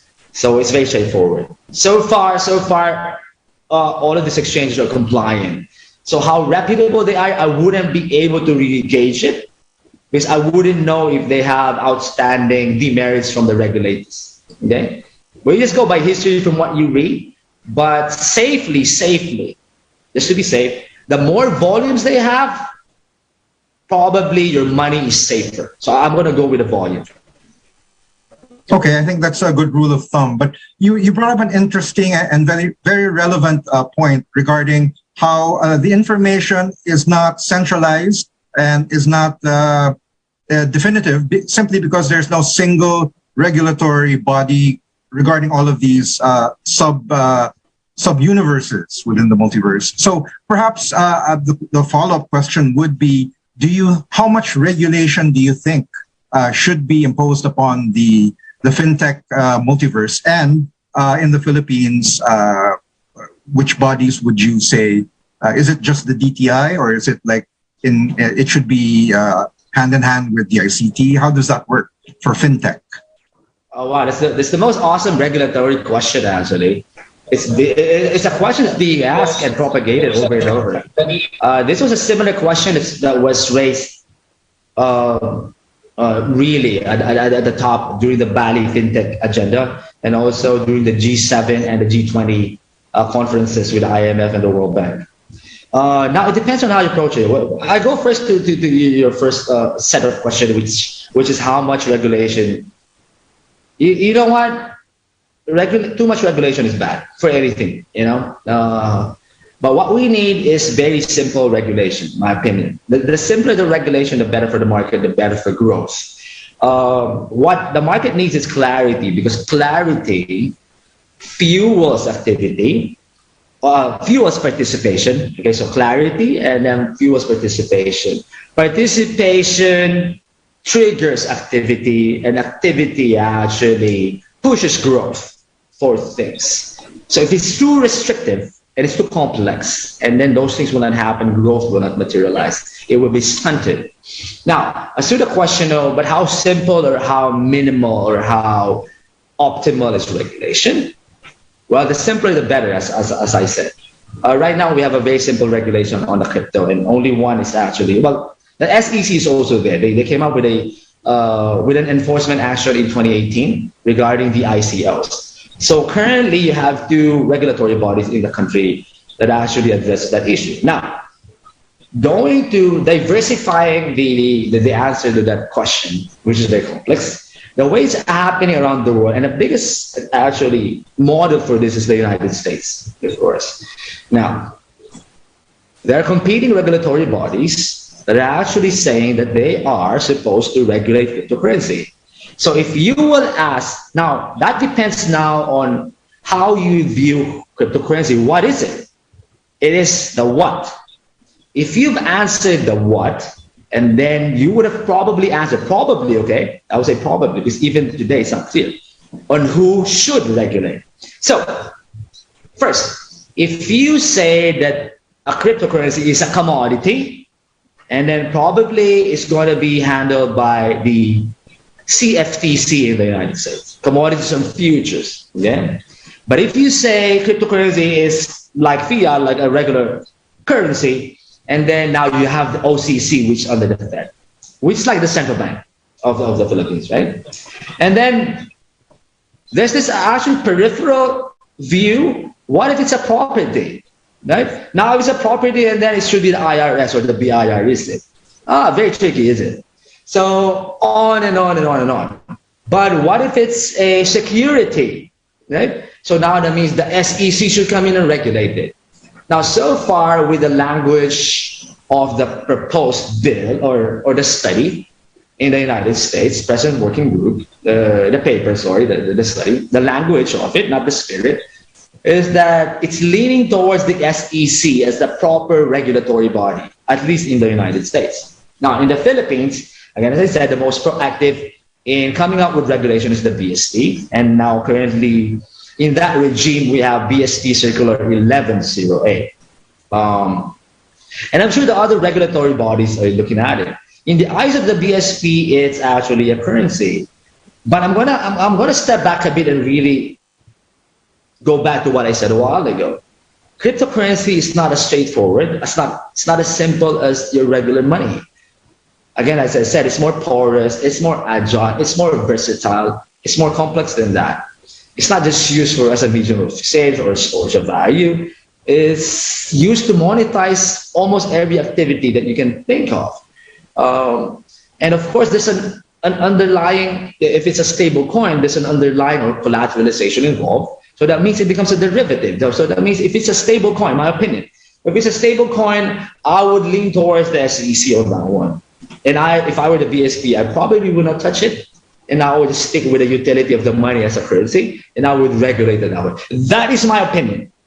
But my opinion is also based on existing parameters or proposals that are being done in the United States and in the EU. So Conrad, let's make things a little more interesting and pull in our DTI Assistant Secretary into the discussion. Jane, please join us. Actually, we'd like to ask you your opinion. How can the DTI and perhaps the various other agencies be co-regulatory, provide regulatory oversight for the entire fintech multiverse? I strongly believe that the Bangko Sentral is really doing doing a wonderful job as regulator. Even the fintechs themselves recognize the efficiency and the effectiveness of the Bangko Sentral. So this is the reason why we at the Department of Trade defer to the Bangko Sentral for fintech regulation. We also do work with the SEC because of the non-financial. So they too have a line between the BSP and the SEC. So we will leave it to our effective regulators the way they are. And what we want to do is to simply help support in whatever way we can as the Department of Trade and Industry. Like in the case of Bangko Sentral, as I've mentioned with you, if it talks about the policy with the BSP, but we can certainly help in the promotion and the advocacy of digital payments. Conrad, do you have any follow-up questions for our Assistant Secretary, DTI? Conrad? Yes, yes. She is asking if there are any other product segments that remain unsaturated in e-commerce, because based on your presentation, and or maybe untapped. Sir, I did not get quite clearly. There was a little, Conrad. Yeah. Our viewer is asking if there are any other product segments that remain unsaturated in e-commerce, because what she observed is more apparel. So she's asking if there are any other products or product segments that remain untapped in e-commerce. I think, Gene, it's about how we have potential investors or entrepreneurs who want to get into the e-commerce space and want to make sure that they have a niche market and not go into an oversaturated segment. Okay. What would you recommend? Yes, okay. Just to put a little bit of some context into how the DTI determines or identifies or defines e-commerce.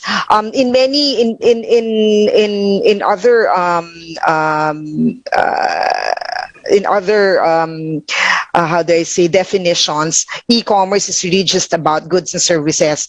But in the case of the e-commerce roadmap, we adopt the internet economy definition, where it includes not just goods and services, but there's also transport and food, or we call ride hailing, and online travel, online media, digital media. So that encompasses when we say e-commerce in the way we define and in the way that the e-commerce roadmap or the Internet Transactions Act is promoted. So having said that, I can just answer that I think we have not even reached a saturation. As we said that the Philippines is by 2025 it's $40 billion. So there's a lot of potential in many areas, and we've barely touched. The potential is tremendous. I know specifically of a figure. We spend about $91, I think, as compared to our neighbors that spend 3-digit numbers. So that means to say that people aren't spending yet as much, although we have in fact increased our e-commerce adoption. So as we always tell everyone, all the online merchants, you have a product, but you know you need to find your niche in that particular product, find the solution to a problem by a consumer. So there really the potential is enormous, and I believe we've, as I said, barely scratched the surface. Well, that's good to know. It's like the wild, wild west. Just go out and find your own place under the sun, diba? And grow. But Assistant Secretary Jane, I'd like to follow up because I like the slogan of the DTI regarding e-commerce. Basta e-commerce, madali. Great. I remember. And I'm curious because I was wondering what part in terms of your roadmap, what sections deal with the other possible reading or interpretation of the word? Kasi there's the word madali is it speaks, like you said, it speaks about ease and convenience, but we can also read the word as madali, or to be fooled, to be swindled, right? And it's a very integral part of the whole ecosystem to have trust, to have security and protection from individual hackers or even syndicates that are now internationally based and possibly even funded by some unscrupulous government administrations. So how would you then protect our consumers and business entities from para hindi madali, para madali? Yes, thank you. Yeah, one of the things that this, and again, Manila Times, right? The power of communication. This is where we really need all the help that we can get, especially from those in communication. We always say that as we grow e-commerce, so do we see the growth in consumer complaints, because that's the lay of the land. But we always do say that one of the advocacies is, like in all other things, we really do have to be cautious as well. But we should not deny the fact that many of our regulators ourselves are really doing a tremendous amount of work and are efficient working with the private sector to make sure that there is going to be there's security in the way we transact over the internet. I think cybersecurity is top of mind, but of course, in as much as all of this bad people who have who operate so quickly, then government should also be equally agile, no, in anticipating all of the possible nefarious activities that will erode trust in e-commerce. But overall, I believe what we can say to our consumers is that there is an avenue for redress, assuming that you become a victim of unfortunate circumstances. You do need to call the Department of Trade or government for that matter. We have a no wrong door policy, and even if technically the product or the complaint does not fall under our purview, that system is such that we are able to connect with other government agencies who should, in their mandate, should be able to address. But one thing that we'd like to do in our communication is to tell people that there is a responsibility for consumers as well. Please do complain, because if you don't, magaling ang Pilipino dyan. Pero po, hindi pinagtutuloy eh. Di ba po? Pag minsan, sasabihin natin, bumili ka, ang halaga ay 300 piso. Para sa'yo, okay na lang, wag na akong magreklamo kasi kesa makonsumi ako sa 300 piso ko, and then you let it go. You know what that means? But if the 300 pesos could be done to another person and another person and another person. So we hope that you go through your complaint and you proceed with your complaint, and we trust that the system would be able to provide a remedy between the complainant and the merchant. But we also do have a lot of tips to make sure that you are prepared, that you do. It's caveat emptor, or buyers beware. This is like any other, even if you buy through brick and mortar. But these are some of the things that we would like to share with you. As I mentioned, Manila Times would be in that very powerful spot by which you can help us advocate the beauty and the convenience of a robust e-commerce sector. So para madali at hindi madali. Wow! I would like to borrow that, Sir Dafford, with permission. Oh, sure. Run away with it. No, but, actually, we have two parallel questions based on what you mentioned. Because Rela Estigoy asks, di ba po sa Baclaran at Divisoria, napakaraming fake, bakit di yung nahuhuli? And actually, Ian of Intramuros asked, or mentioned and followed suit with, he mentions Lazada. Sa Lazada din, sir, madami, except Laz Mall. Can DTI impose only Laz Mall products in Lazada? Can you prevent them from having fake products? Not just Lazada, but like there's Shopee and all the other e-commerce platforms where there's only a select section of the offerings that have that seal of safety or of regulatory approval, versus the rest that's like open to possible scams. How would then perhaps the DTI be able to help out in terms of the Baclaran or Divisoria scenario or the online e-commerce platform scenario? Okay, Sir Dafford. So, Laz Mall or labas sa Laz Mall, hindi po pwedeng magbenta ng fake. Yan po ang ating kabatasan, no? Hindi ho natin yan tinotolerate, at alam din po yan ng Lazada. Yes. Kung kaya nagpapasalamat din po kasi very engaged po ang Lazada dito sa Department of Trade.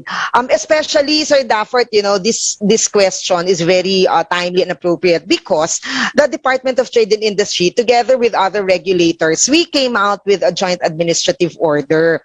Para po sa nagtanong, kasi talagang ito po talaga yung talagang message natin na dapat po nating tandaan para po sa kaalaman ng ating mga mamimili at kaalaman ng mga nagbebenta na whether it is brick and mortar, whether it is online or offline, the laws are the same. So, bawal po ang fake sa Baclaran, bawal din po ang fake sa mga platforms. At binabantayan po yan ng Department of Trade, lalo na po yung Intellectual Property Office of the Philippines. Pero hindi ho natin mapagkakaila na talagang napakadami ho, but I have to really maybe provide some assurances to the public that the Intellectual Property Office of the Philippines is working very hard together with other agencies of government para ito pong mga violations na ito with the intellectual property rights ay hindi ko talaga ay lumaganap pa. But talagang marami po at I think talagang hindi natin yan talaga ma-de-deny. Pero hindi rin ho natin ma-de-deny na ang pagpupursige po natin sa yan with the brand owners talagang. So number one, ano po yung ginagawa natin? Number one, dito po muna sa mga fake. Yung pong meron po kami memorandum of agreement with intellectual property owners, pati po mga brand owners. Kasi po yung mga brand owners, sila po ang merong karapatan na magsabi na yan ay fake. At sila po ay talagang sila po ay may karapatan na talagang magpahuli na basta malaman po natin at magfa-file po with intellectual property. Pangalawa, yung pong joint administrative order natin na we are always telling everybody it's the same, the rules are the same. And it provides very clear na alam niyo, kami po sa government binabantayan ho namin ang ating mga platforms, no? At pag meron ho talaga kami nakita ay sinasabihan ho namin sila. At kailangan ho tanggalin nila po sa platform nila yon. Yun ho yung natin.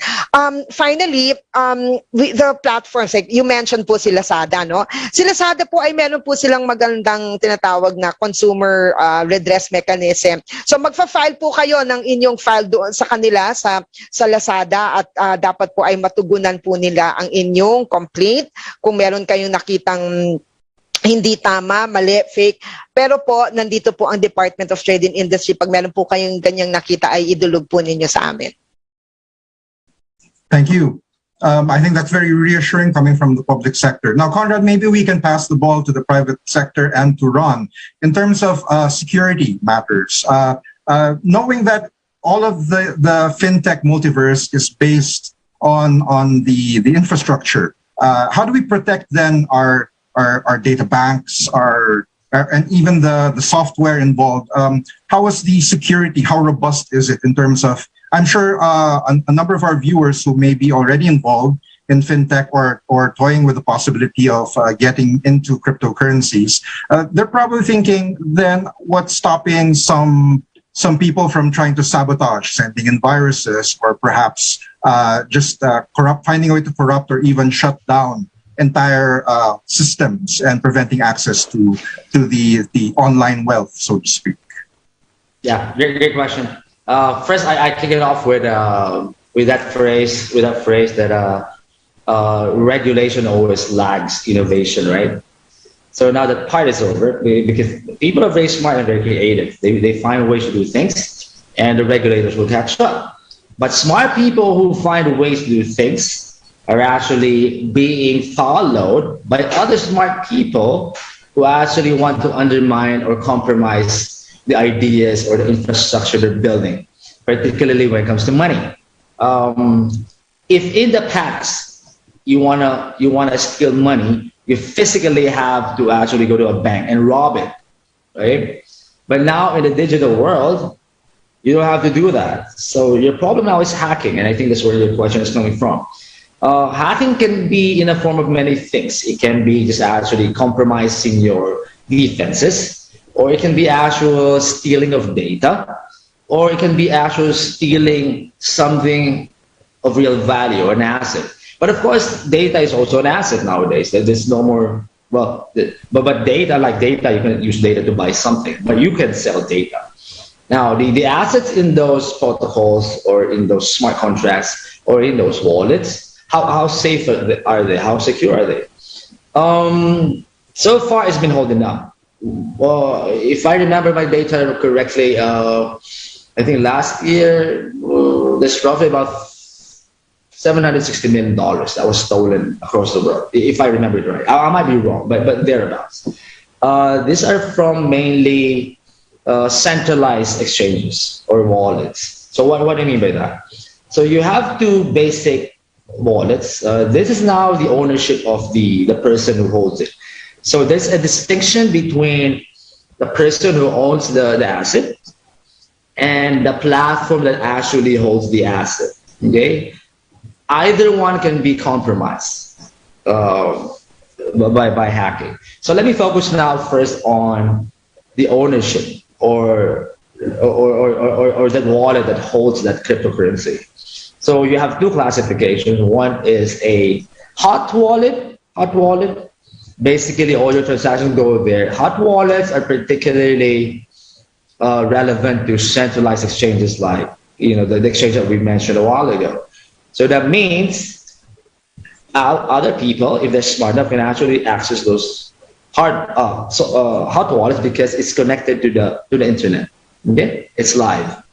Now, this is what you call off the grid wallets or cold wallets. So that means it's out. It's stored there in a drive or in a cloud, but it's not connected to the internet. So hacking is almost improbable. Okay. So how are the systems holding up? So far, the big exchanges across the world is holding up. Your main worry is on the infrastructure and the defenses of the centralized exchanges, because the data and all the information is being stored in one entity, right? It's similar to a bank. So if Bank A, let's say in the Philippines, if you open a bank account, they hold everything in their servers. So if somebody hacks it, there's a big chance. And in the recent past, you would have seen some events happen in a couple of big banks in the country without mentioning the names. So that they were compromised. Okay? Now, there's another option though. If you really, really are fearful or averse or protective of your asset, your crypto asset, there's another option, which is the decentralized exchanges. These are really peer-to-peer. Okay? The hacking there is virtually zero, because the platform does not hold any of your information. The platform does not hold any of your coins or your tokens. You actually host or hold your own coins or tokens in a software wallet or a hardware wallet, which only you control. Okay? But on the decentralized space, The events often occur on those chains, dispensing the attributes of technical specifications. Let me try and make it as simple as I can, if I must. So those are the DeFi protocols where you actually lend your money or stake your money. And somewhere along, when you pass your money from your wallet or your storage, going to a particular fund or lending protocol, often, well, not often, sometimes that one gets intercepted, okay? Because that one is now online. So that is where the decentralized platforms, smart contracts, are now beefing up their firewalls or their protection of their defenses.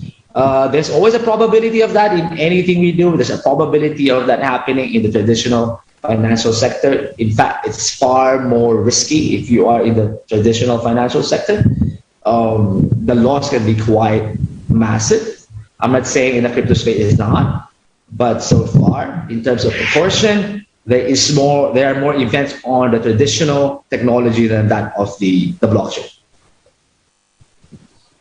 I think that's more reassuring then that perhaps fintech is even more secure than the traditional way of just carrying cash in your wallet and commuting home. So I think there's a very good case for perhaps really shifting much of your, as long as you have electricity, much of your financial activity online.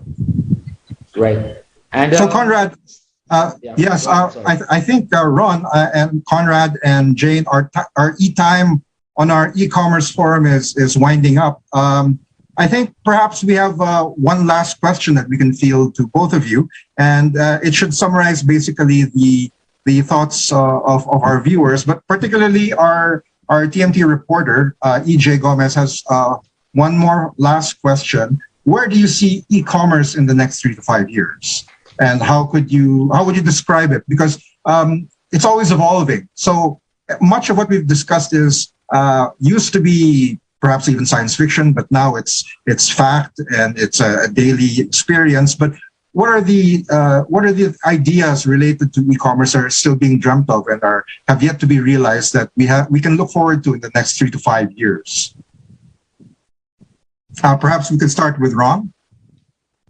Oh, okay, great. That's a great question, right? So the DTI is here. In the Philippines, let me put some energy on that discussion. E-commerce as it is, I think in terms of business or real world applications or uses or real life applications, business models, I think we've approached the peak of that. That means every mode of business model you can think about has been thought of. But I think the evolution of e-commerce, just like anything else, not only e-commerce, would be the means of number one, how you pay and what do you pay for it, right? Right now, the only way, or at least in the Philippines, to pay for stuff in the e-commerce is actually, well, you can do e-commerce many ways in the transformation, during the purchase or that value and the transfer value that we discussed about. But that means when a customer pays, there's a transfer of value. It goes to the merchant, and then the merchant gets some money. If it's foreign currency, it gets transformed. If it's not, it stays the same and then gets on to some bank account, yeah? So I think that what we're dealing with here is most of the business concept has been exhausted, and I cannot think of anything else, actually, to be honest with you. But how we pay for it is another matter. Increasingly across the world, companies now are accepting other forms of currencies, okay? And I think this is the one that will actually help transform it in a way, or evolve, not transform. Okay, let me correct myself on that one. A lot of hotels in Europe, in the UK, in the US are accepting cryptocurrencies. Shops are accepting cryptocurrencies now. The Philippines, not too much. And there's a reason for that. I can explain that further down the line. So I think that will be the evolution next for e-commerce, at least in the Philippines or across the world. Amazon is experimenting their own native stablecoin to start accepting that, number one, first, to issue that as rewards, replacing the voucher system or the reward system that you have now on, let's say, an example, a big retail chain here uses that through their card, give you rewards. So Amazon is experimenting now. They're on their, I think, on their beta, testing those rewards using cryptocurrencies, and also Walmart is, I think, on their testing phase as well. And you've seen this time and again in the payment space, which is very much integrated with e-commerce. So I think that would be the way it evolves moving forward. Thank you. Assistant Secretary Jane, what do you foresee for the e-commerce space, and what do you wish that the next administration be providing in terms of support for this sector? Okay. Earlier on, I was mentioning about the metrics that we have regarding the number of e-commerce enterprises. As I've said, very, not so complicated what we want to achieve. Number one, we want to see more online merchants selling online. Number two, we want more people buying online and buying more frequently. So that's if both combined, you see a robust e-commerce. I would also cite important statistics like according to Google, where we have 12 million new digital consumers during the time of the pandemic, and then of those, 63% are from non-metro areas. So 63% are from non-metro areas, and when they were asked if they intend to continue with e-commerce, 99% of these people said they would. So putting all of them together, you can see that more and more people would like to see coming online. But I think the test of the pudding actually is helping the micro, small, medium enterprises, and we want them to try selling in the online sphere, to go for their digital transformation, for the simple reason that we want their businesses to grow. And going e-commerce, a pivot from offline to online is the quickest way. But now what we are asking for now and trying to advocate is the concept of omni-channel. As you know, it's quite difficult to explain omni-channel with multi-channel, but slowly but surely, once people understand that it's customer centricity, and you look for where the customer is, and then we give that information to the micro, small, medium enterprises.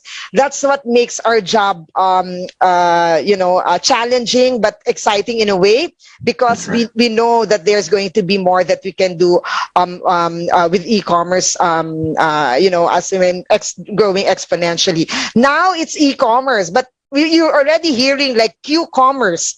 It's not anymore e-commerce, it's quick commerce. It's quick commerce. And you also see community commerce, when you buy something, you don't just say you can't wait for 3 days, 2 days. You want it now, that's quick commerce. So these are some of the changes that are now that we can see. But at the end of the day, it's about selling or buying through the internet. And we see that we really want to help our micro, small, medium enterprises avail of that opportunity.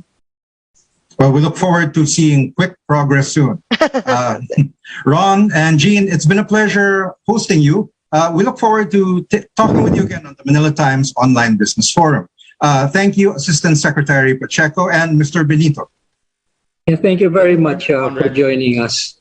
Thank you very much. Yes, again, with us today are Mary Jane Pacheco, DTI Assistant Secretary, Digital Philippines, and Ron Benito, Frenetic Incorporated founder and CEO. And well, that's a wrap. I'm the Fort Villaseran. Yeah, and with Conrad me Carino. is Conrad Carino. Thanks, Conrad. Yeah, thank you very much. And thank you, Mr. Ronald and ASEC Jean. Maraming salamat sa inyo. Thank you very much. Thanks also to Multisys and its Multi-Store for being our partner, and to our viewers for joining us on the Manila Times Online Business Forum titled E-Commerce Turning Heavy Traffic into a Positive. Stay positive except for COVID, and have a great day ahead. Thank you. Thank you.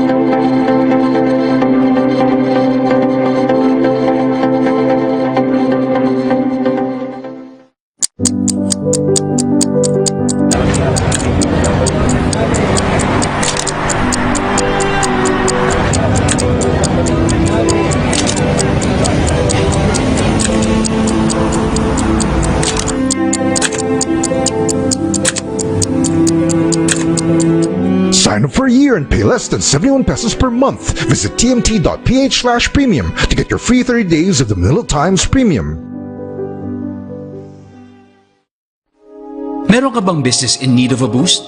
Now, you can build your online store in minutes with Multi-Store. Sobrang daling i-customize ng look according to your needs and be equipped with integrated store and order management, payment system, and delivery support. With Multi-Store, you can grow your business even in the comfort of your home. So sign up now and get the platform, reach, and performance boost your business needs. Only at Multi-Store. Start for free.